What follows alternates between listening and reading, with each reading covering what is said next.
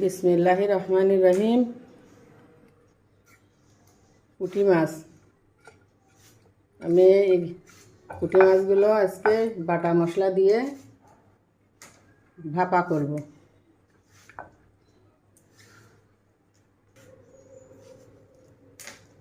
আমি একটু আদা বাটা, রসুন বাটা, একটু সর্ষে বাটা দিয়ে দিলাম,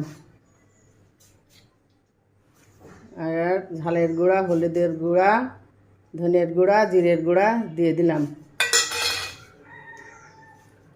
পেঁয়াজ কুচি দিয়ে দিলাম, স্বাদ মতো লবণ দিয়ে এবার মাখিয়ে নেব। হাতে হাতে মাখিয়ে ভাপ। এবার তেল দিয়ে দেব, সরিষার তেল।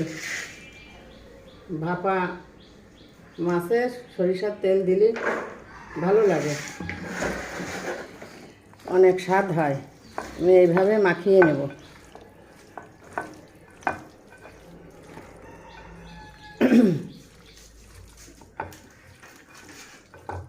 মাখিয়ে নিয়ে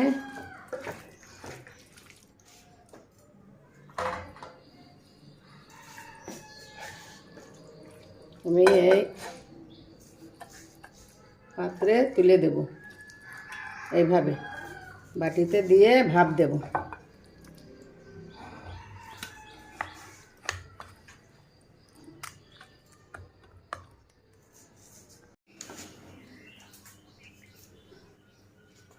আমি একটু হাত ধোয়া পানি এতে দিয়ে দিলাম।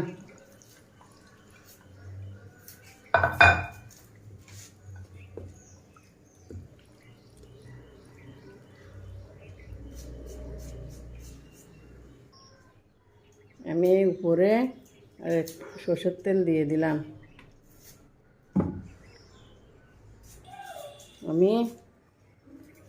এইবার আমি এই ভাপে বসায় দিলাম।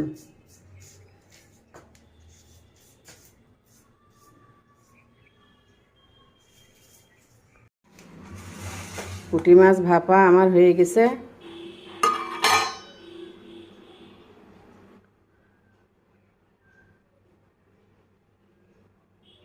এই যে দেখেন কত সুন্দর হয়েছে। এবার আমি ঢেলে দেব।